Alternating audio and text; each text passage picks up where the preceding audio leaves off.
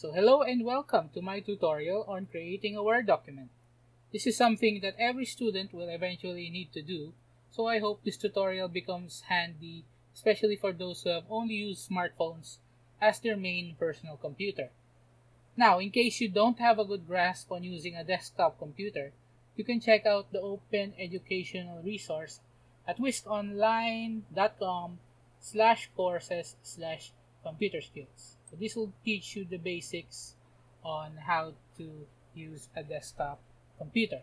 Okay, so now the first step, of course, is to open Microsoft Word. Now, I'm using Windows 10 right now, so it should be as easy as clicking on the start menu and typing in WORD and clicking on the icon. Now, if this doesn't work, you can always just scroll down to W, which will open up Word.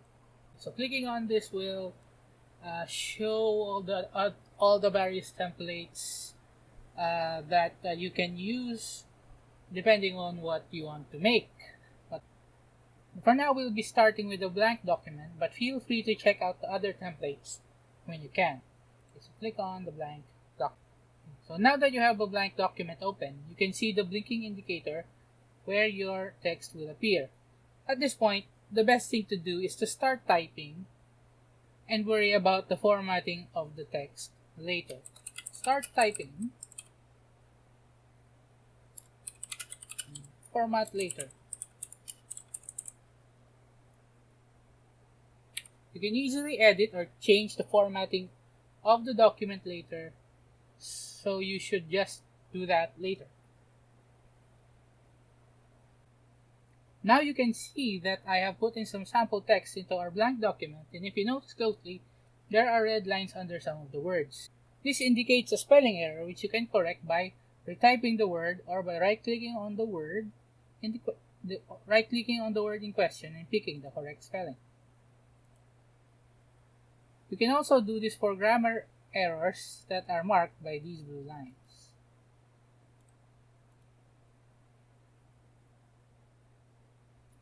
If you wish to check your work after you have typed everything, you can go to Review and then click on Grammar, Spelling and Grammar. So that will check the spelling and grammar of the whole document. Once you have typed out a few lines, you may want to start saving the document so that you can avoid having to redo work in case your computer loses power or crashes. You can save at any time by using the keyboard shortcut Control plus S, or by going File and Save. So the first time you save a document, you will be prompted to give it a name and where to put it. You should give it a file name that describes the content of the file and save it to a directory like the desktop so that it can be easier to find later. So let's name our document Word Tutorial Sample Text and then click Save. Once you have done this, every time you use the keyboard shortcut Control S, it will save the document to where you last put it, and if you wish to save it to another directory or with another file name, you can go to File and Save As.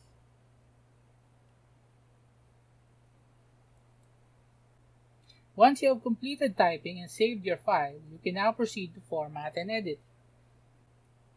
If you click on Home at the ribbon, so this is the ribbon right here, Home, you can see some of the most common formatting options. Mousing over them will display what they will do, but you may try experimenting with these to get a better feel for them later. For now, let's focus on the font style and size, which are these two over here. Okay, so some papers you may be asked to submit for your studies may have instructions on which font and which size to use. This is where you can select those. If I click on this drop down list and select a font, let's say Times New Roman, so nothing happens. This is because I don't have any text selected right now, but it does mean that any text I type will be in that format. Now, if you want to change existing text, you will have to select them by clicking on where you want to start selecting, clicking on it, and then click and hold and drag the cursor to select the part of the text you wish to format. You can also select all the text using the keyboard shortcut Ctrl plus A, which will allow you to select all the text in the document, so you can format it all at once. So let's select the first paragraph of this sample text. Okay, now that we have the first paragraph selected, clicking on the drop-down list and then clicking on font like Times New Roman will change how the font looks. Now if you click on this again and if you hover over the font, you can see that the selected text becomes temporarily or gives you a preview on what it looks like. But clicking out of it will revert it back to what you currently have. So let's pick Times New Roman for now. Okay, so if you want to change the size of your font, you have to do it here, the font size selection. So a higher number means bigger text. Now you can select from this list, or you can just manually type the number you want to put in, and press enter. Okay, so this is probably a good time to talk about the keyboard shortcut undo. Undo, or the keyboard shortcut Ctrl plus Z, will allow you to undo the last thing you did. So in this case, it's typing that. If I undo again, I can undo the changes I made to the text. So clicking undo again will turn it back into the default. It's important to note though that undo is the undo action is limited, so there are up to around 36 actions here, as you can see. So it's important to have saved backups in case you make an irreversible change to your document. Okay, so going back to fonts, we have these three options which will allow you to make your text either bold, italic, or underline, or any combination of the three. So bold, italic, underline, or bold italic, bold underline, underline italic, any combination of the three. Finally, you can also change the color of your text using this option here. It's best to just keep it on automatic unless you are doing an informal paper. Moving on to paragraph formatting. The most frequent function you're going to use to format paragraphs are these four. So this is align left, center, align right, and justify. Now by default, the paragraphs are formatted align left, which means that the leftmost side of the text starts at the same point, the same line. If you're writing something informal like a personal letter, this would be fine, and you don't need to change anything. So clicking on center makes the center point of the text align to the center. You'll probably want to use this for titles and subtitles. So let's make a title right now. The title of text. If I want to make it center, it will be that. So in combination with the font size and making it bold, you can make it as your title page, title text. Clicking on Align Right will align the text to the right side, as you can see here. Now, this is probably the one you'll least use, but you can use it to add addresses like 22 Invisible Road, Manila City. Or when you add your name at the bottom of the text.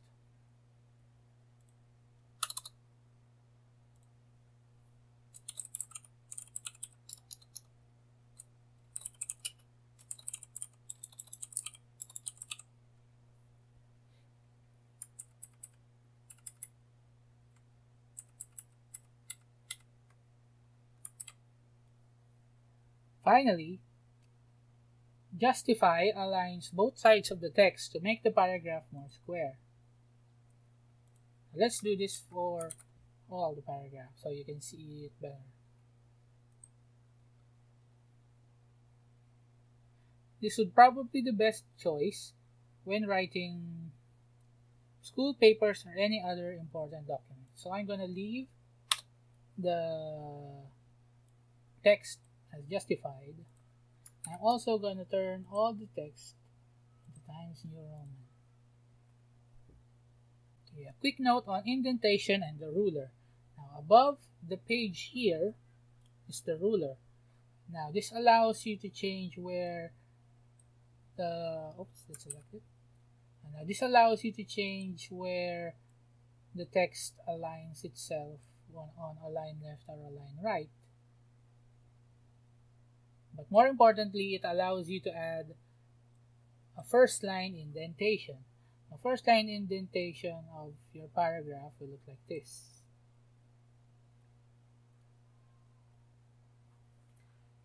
It's usually should be around 1 inch to 0.5 inch, but this may be specified depending on your requirements. If you are missing the ruler, you can go to View and then make sure that the ruler setting is checked. To make sure that your ruler setting is checked. Also, there is a function of the paragraph formatting to increase indent. Now this will increase indent of the whole paragraph instead of just the first line.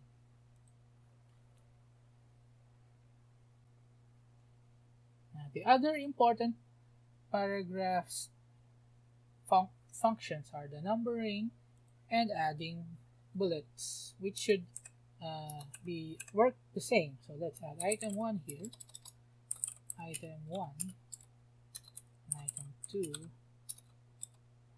and item 3. If I select these 3 and then click on numbering, it gives them the number. If I select them again and click on bullets, it gives me bulleted list. You can also adjust the line spacing and paragraph spacing of the document. You should probably leave this alone unless you're specified to change it. Okay, so another special note is this. This is the show hide paragraph marker function. Now if you click this, it will make the spaces and the paragraph markers like that appear as dots and other symbols. Now these won't be printed if you print out the document. But if you wish to get rid of it, you will have to click on it again because undo won't work on it. So you'll have to click on that again if you want that to appear or disappear. Now, with the previously discussed items, you should be able to type and format a basic paper. make sure to save your work once you are done. With that said, you may need to print out your work on a printer or maybe convert it into a portable document format or PDF. For that, you may want to first change the page setup of your document by going to Layout and then Size. Now, by default, Word sets its size as letter or 8.5 inch by 11 inches. But you may also want to change it to A4 or legal depending on what your requirement is. So let's change it to A4. It's important to note that changing the size of your document may change how it looks and the number of pages it has, so you may want to take time formatting it again in case you see something you don't like. Once you're happy with the layout of your document, go to File, Print, select your printer, select the pages you want to print, and then click on Print.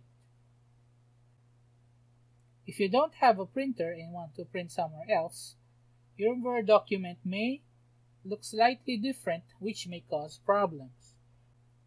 For that, you may use this Print to PDF function that will make your Word document into a PDF format, which you can no longer edit but will preserve how it looks. You may also want to use a PDF when submitting a document online. And that's it for the basics of Microsoft Word. I hope you learned something while watching this video. Of course, some of the formatting functions I discussed would also be applicable to similar word processing programs like Google Docs and OpenOffice Writer. I would encourage you to try out the other functions on the other tabs I didn't discuss to get a feel for what they can do. So with that, I'll see you on the next one.